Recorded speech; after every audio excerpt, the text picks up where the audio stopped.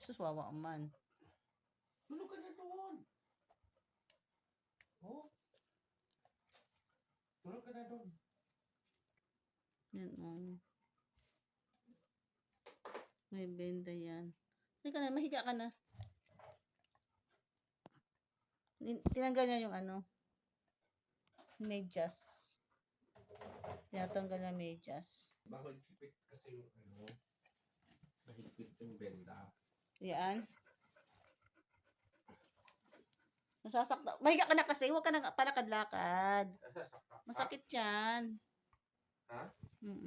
Teka, mahiga ka na.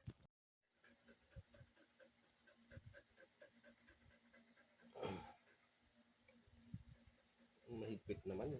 Dapat hindi mahigpit. Dapat mahigpit.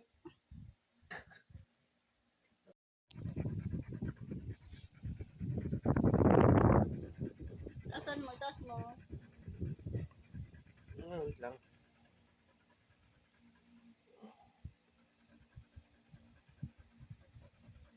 Lagyan mo ng ano para pag-alis.